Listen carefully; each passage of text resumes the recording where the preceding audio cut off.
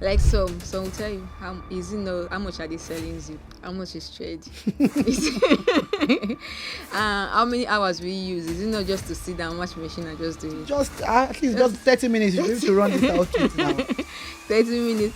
Like when I started before, there are some times, but thank God for exposure, because then, like, for me to control my anger, the another challenge I was facing then. But thank God for good, like, opportunity to meet people, talk to people. And I said to myself, I can't move on with this. The issues I've seen that a lot of fashion designers have is like they want to do the whole job.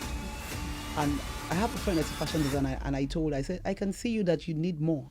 So why will you turn down clothes when you can actually take it? Get more tailors. Get them. Even if you want to be the one to cut, let them sew and supervise. Because I believe that some styles that in a day you can even sew 50. Yeah. Especially we have all this ready-made boo-boo dresses and all. So I tell her, I said, if you're saying that I'm sorry, I can't take the fabric, that means you are made already. Yeah.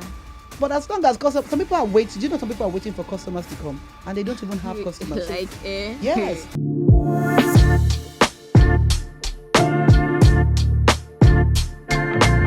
Let's meet today's game changer.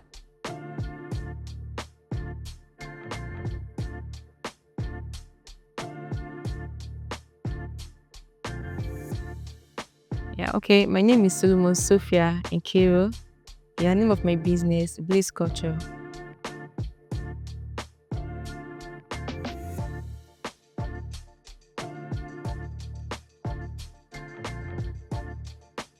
Yeah, I think because I'm a fan of fashion. I love fashion, so I think it's better for me to go into it and just expand myself.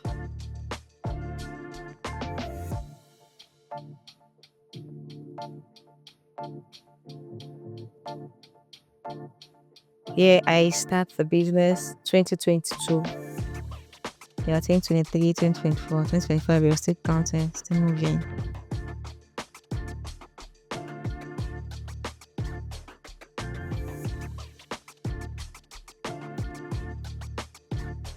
Yeah, I think same with this my fashion business, like, because one sweet thing about fashion is you can never get tired of learning except you don't want to learn. Because every year, every month, new styles, new pattern are coming out. So it's not something that you just sit down and you need to keep striving, keep moving, seek for ideas on how to. As long as you want to move on, you want to go further.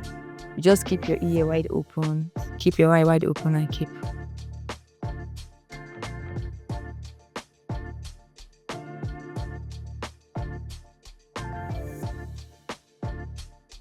Oh yes, I am. But what's the strategy for success? After the break, we bring in our expert.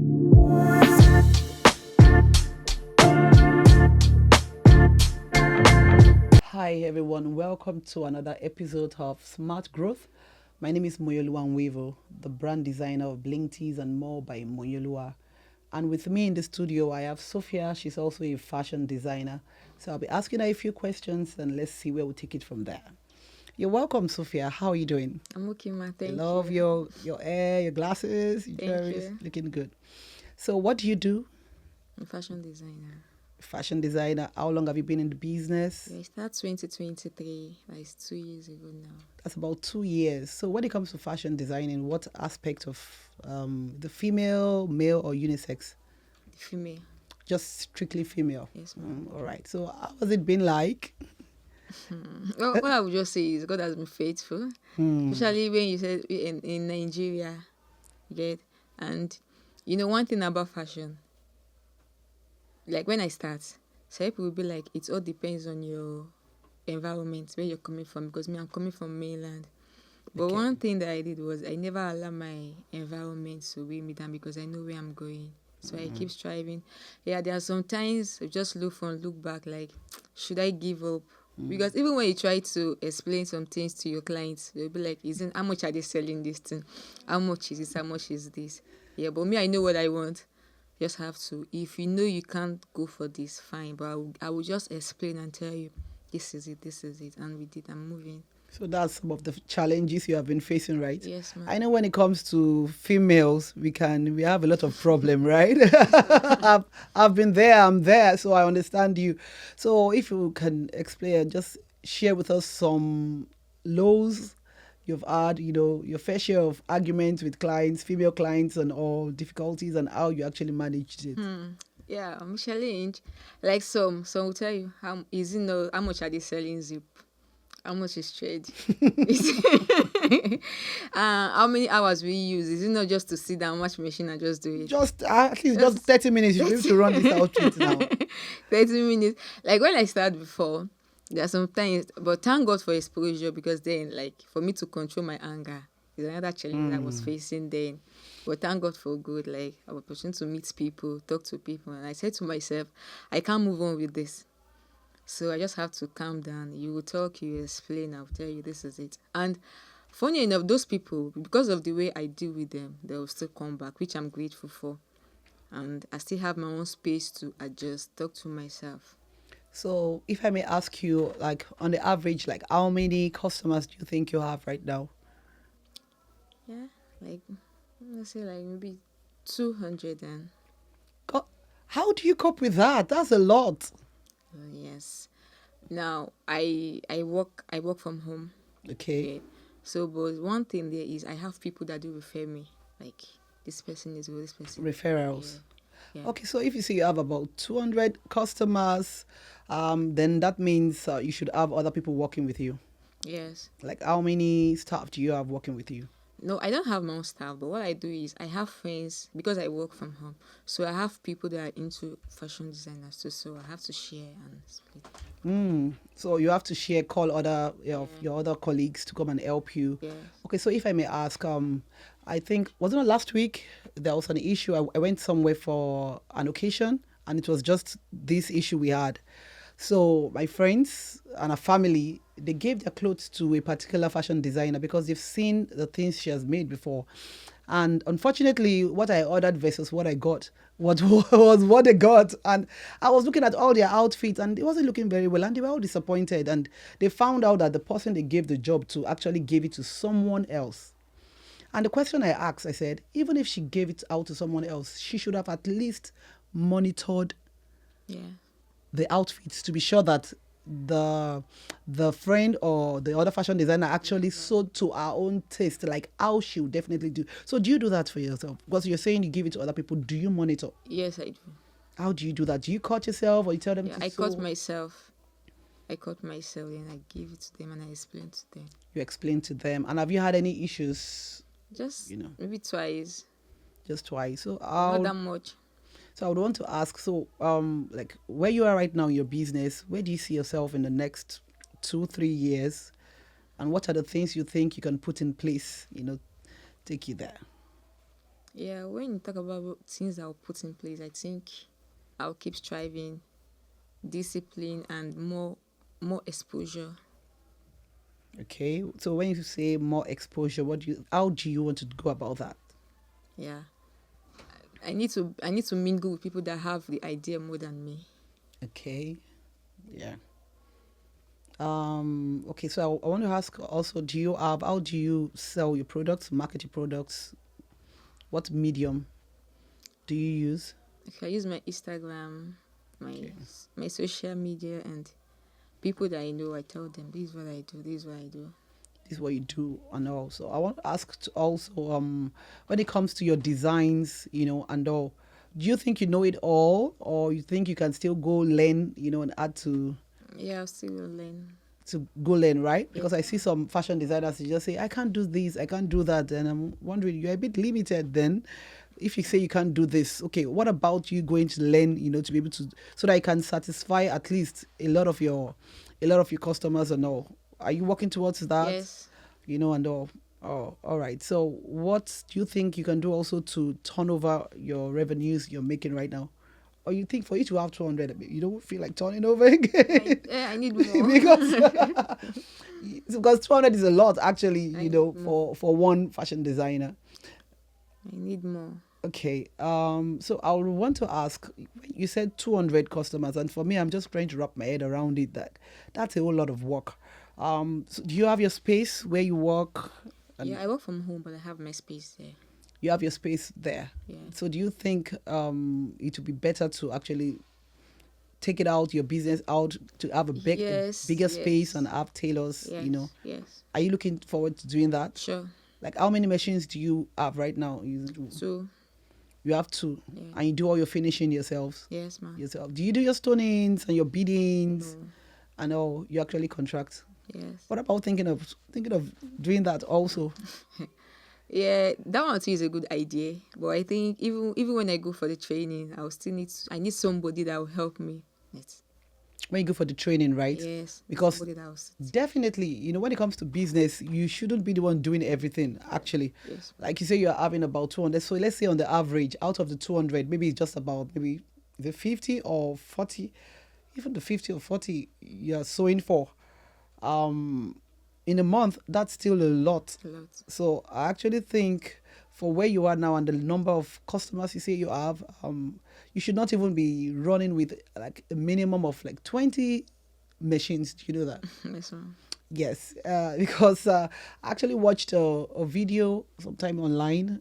It was I think someone in Maryland in the US, where people go to braid hair, and she had a very big factory, and she's not the one doing all the braiding, and all. She had braiders. She does, yes, but she makes sure that she has put a level of organization there that things can actually run. Yeah. Yes, so I think it will actually make it better for you to actually start having to employ more tailors. Yes, more tailors. Some people have cutters. Yeah. So some people do the cutting, right? Some people do the joining, right? stoning. Some people do the exactly. Some people do the finishing, and all. While you supervise, be sure that what your customers ordered from you versus what they get is going to be what? Going to be. Great. So aside just, having some difficult customers, what other challenges do you think your business is facing in Nigeria right now? Not easy to run. Challenge, sometimes you go to market to get some fabric, like the way they increase things. Yes, you go today, they'll give you this one, then you go tomorrow. Those tools are also part of the challenges too, but like I always say, we move. So how do you handle that? Now what I do is sometimes if a client walk up to me like, I need this thing, well, I can't just give you price immediately. Exactly. Let me make inquiry, Yes. then I'll get back to you. So Yes, I think that's actually a smart one, because the way prices fluctuate right now, you will just shoot yourself on the leg when you just give them with the beads and the things you use, accessories for finishing and all. You can just go to the market in 2 days and it has change skyrocketed. Exactly. So that's actually, I think that's a good one. Sometimes you see that a lot of customers want to put you under pressure yeah. on the spot to just, how much will it cost? How much you should know? You say, oh, can you just calm down? What about light? I thought you were going to talk about light, power, and all. Yes, that's another thing again. So I think lights, prepay, and the stuff. So I think that's why when you're about to give price, you don't just give price. Calm down. Your expenses and everything, then you.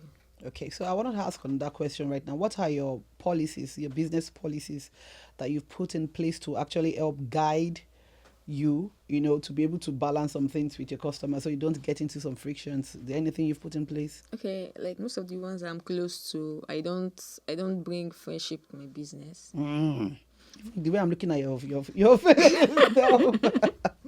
way I'm looking at your face, I feel like, money is my money. If you don't have, please go next. Yeah, I don't bring family because at the end they'll be the one telling you, "Sure, you're working. Where is the money?"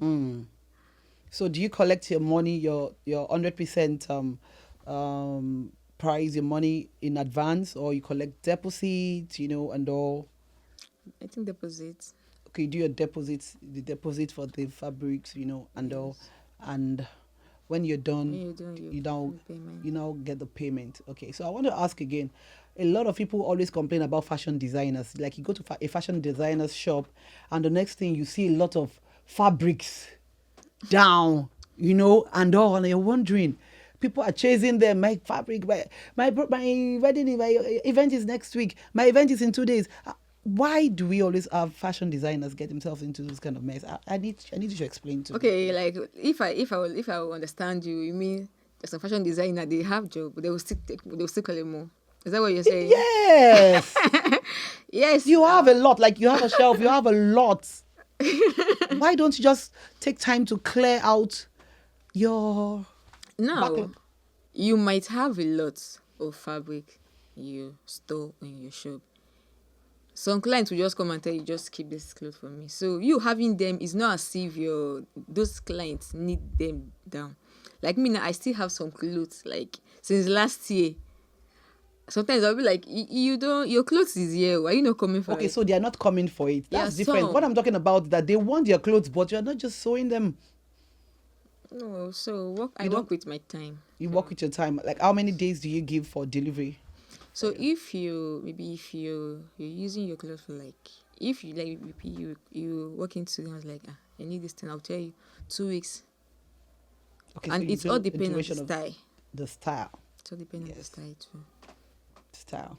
All right, that's a good one. It's nice talking to you, Thank you. Sophia, and I'm glad to see that you're doing well and you are putting a lot of things in place. And I hope to see that in the next 2 years, I go online, and I just see Sophia and I'm like, oh yes, wow, she's doing well, and no, because having that number of customers, it just shows that a lot is still coming, right? Yes, ma'am. And the way you manage the 200 will determine if the 200 is going to turn to 250 or turn to 300, 300. and all. So thank you so much for coming to. Thank you, ma'am. Yes, coming to the studio today. And like I said, do you promise to sew an outfit for me? Are you going to be sewing an outfit for me? You think about it. And I'm happy. I hope you're not going to slash my neck No. for it, right? Okay. Thank you so much, Sophia. Thank you, ma'am. Thank you so much. But ma, please, do you have any idea for me? Okay. Coming up. Yeah, so I think I've said it actually in the course of the interview. First of all, I think the issues I've seen that a lot of fashion designers have is like they want to do the whole job. Yeah. And I have a friend that's a fashion designer, and I said, I can see you that you need more. So why will you turn down clothes when you can actually take it? Get more tailors. Get them. Even if you want to be the one to cut, let them sew and supervise. Because I believe that some styles that in a day you can even sew 50. Yeah. Especially we have all this ready-made boo-boo dresses and all. So I tell her, I said, if you're saying that I'm sorry, I can't take a fabric, that means you are made already. Yeah. But as long as some people are waiting, some people are waiting for customers to come and they don't even have customers. Like, Yes. So you shouldn't have to turn a customer down, except you know that you are fully choked based on the capacity. But you know that you have 20 tailors. Yes, we can do, how many you can do in it. But if you know you're the only one doing the job, you will have to please believe that you should be able to expand. If not, your business it's not going to move. Yeah. Right. And you don't have to be selfish. You're charging this from a particular fabric. You tell a friend, or tell another tailor that's working with you, you already know how much you're going to be paying that particular tailor for that particular. So nobody's losing. You're making more money, and you're also creating employment for other people. So I think you should look at it. And if you think that your house is no longer enough to contain you, then you should know that you should expand, right, and get a place. But fine, the cost of rent right now in Lagos it's a bit, but you should know that based on your income, you should be able to take your business to the next level. Then also make sure that you leverage on your social media, like you said. Everyone should know you're a fashion designer. Some people, you see them on social media, all they're just doing is their beautiful face and beautiful eyes and all, and people are not even seeing what they can actually do. So when people come to your page, the first thing they should see is your what does Sophia, she's a fashion designer, you should be, the face of everybody, and I'm sure that, you can take it from there. Thank you very much, ma. You're welcome, Sophia. Thank you. Thank you.